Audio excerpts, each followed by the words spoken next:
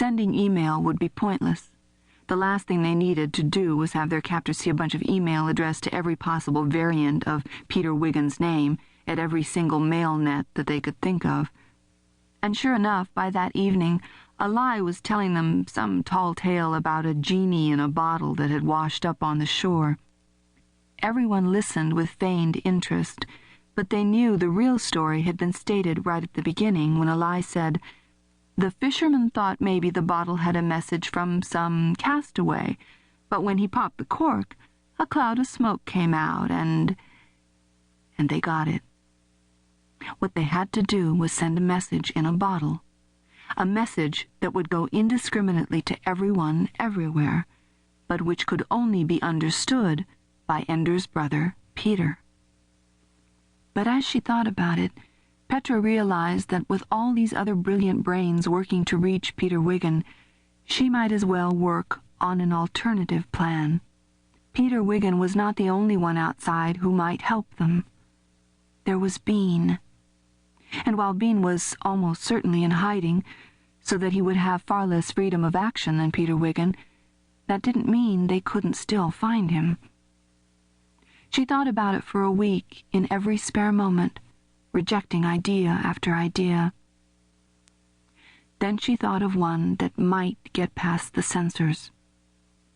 She worked out the text of her message very carefully in her head, making sure that it was phrased and worded exactly right. Then, with that memorized, she figured the binary code of each letter in standard 2-byte format and memorized that. Then she started the really hard stuff, all done in her head, so nothing was ever committed to paper or typed into the computer, where a keystroke monitor could report to their captors whatever she wrote. In the meantime, she found a complex black-and-white drawing of a dragon on a net site somewhere in Japan and saved it as a small file. When she finally had the message fully encoded in her mind, it took only a few minutes of fiddling with the drawing, and she was done. She added it as part of her signature on every letter she sent. She spent so little time on it that she did not think it would look to her captors like anything more than a harmless whim. If they asked, she could say she added the picture in memory of Ender's dragon army in battle school. Of course, it wasn't just a picture of a dragon anymore. Now there was a little poem under it. "Share this dragon. If you do, lucky end for them and you." She would tell them if they asked that the words were just an ironic joke. If they didn't believe her, they would strip off the picture and she'd have to find another way. She sent it on every letter from then on, including to the other kids. She got it back from them on messages after that, so they had picked up on what she was doing and were helping. Whether their captors were actually letting it leave the building or not, she had no way of knowing, at first.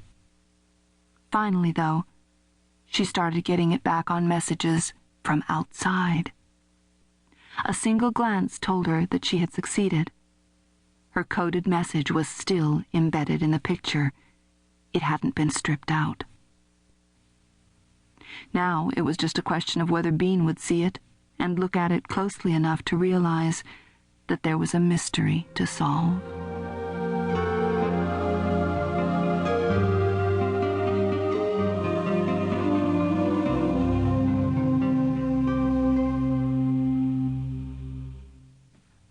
Chapter 4. Custody. 2. Graph key pilgrimage at colmin.gov.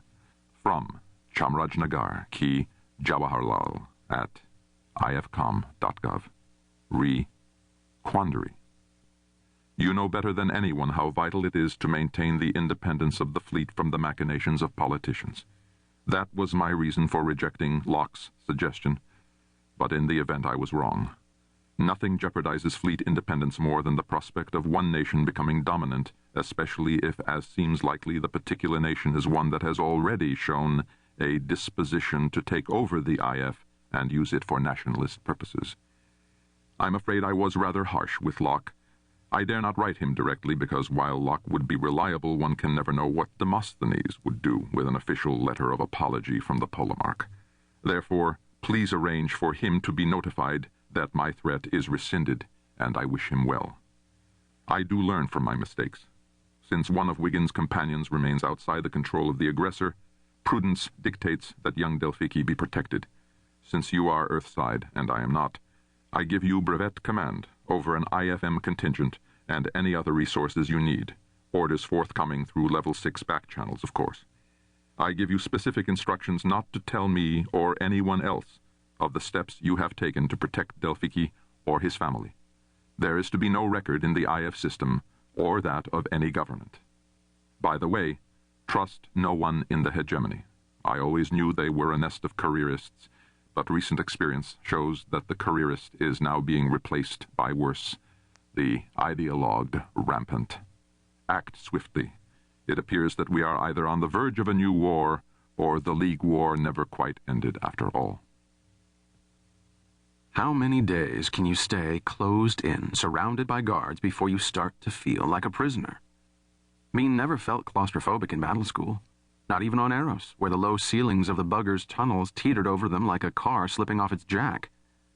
Not like this, closed up with his family, pacing the 4-room apartment. Well, not actually pacing it. He just felt like pacing it and instead sat still, controlling himself, trying to think of some way to get control of his own life. Being under someone else's protection was bad enough.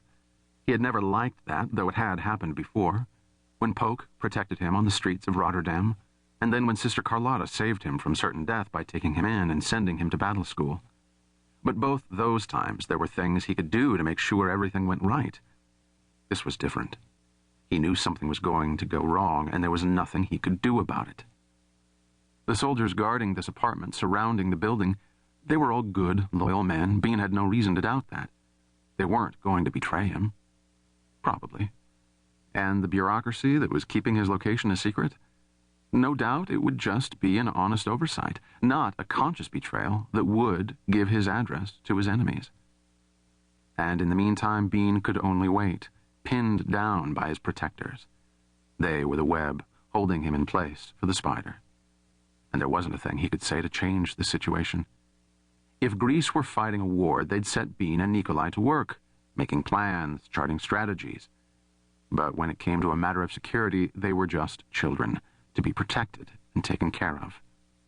It would do no good for Bean to explain that his best protection was to get out of here, get off completely on his own, make a life for himself on the streets of some city where he could be nameless and faceless and lost and safe.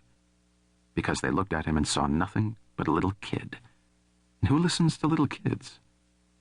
Little kids have to be taken care of by adults who don't have it in their power to keep those little kids safe. He wanted to throw something through the window and jump down after it. Instead, he sat still. He read books.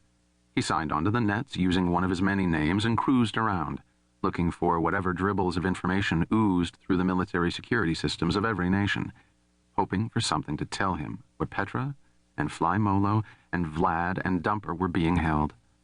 Some country that was showing signs of a little more cockiness because they thought they had the winning hand now, or a country that was acting more cautious and methodical because finally somebody with a brain was running their strategy. But it was pointless because he knew he wasn't going to find it this way. The real information never got onto the net until it was too late to do anything about it. Somebody knew. The facts he needed to find his way to his friends were available in a dozen sites. He knew that, knew it, because that's the way it always was. The historians would find it and wonder for 1,000 pages at a time, why didn't anybody notice? Why didn't anybody put it together? Because the people who had the information were too dim to know what they had, and the people who could have understood it were locked in an apartment in an abandoned resort that even tourists didn't want to come to anymore. The worst thing was that even mother and father were getting on his nerves. After a childhood with no parents, the best thing that had ever happened to him was when Sister Carlotta's research found his biological parents. The war ended, and when all the other kids got to go home to their families, Bean wasn't left over. He got to go home to his family, too. He had no childhood memories of them, of course, but Nikolai had, and Nikolai let Bean borrow them, as if they were his own. They were good people, his mother and his father, They never made him feel as if he were an intruder, a stranger, even a visitor. It was as if he had always belonged with them. They liked him. They loved him. It was a strange, exhilarating feeling to be with people who didn't want anything from you, except your happiness, who were glad just to have you around. But when you're already going crazy from confinement, it doesn't matter how much you like somebody, how much you love them, how grateful you are for their kindness to you. They will make you nuts. Everything they do grates on you like a bad song that won't get out of your head. You just want to scream at them to shut up. But you don't, because you love them, and you know that you're probably driving them crazy too. And as long as there's no hope of release, you've got to keep things calm. And then finally, there comes a knock on the door, and you open it up and you realize that something different is finally going to happen. It was Colonel Graff and Sister Carlotta at the door. Graff in a suit now, and Sister Carlotta in an extravagant auburn wig that made her look really stupid, but also kind of pretty. The whole family recognized them at once, except that Nikolai had never met Sister Carlotta. But when Bean and his family got up to greet them, Graff held up a hand to stop them, and Carlotta put her finger to her lips. They came inside and closed the door after them and beckoned the family to gather in the bathroom. It was a tight fit, 6 of them in there. Father and Mother ended up standing in the shower while Graff hung a tiny machine from the overhead light.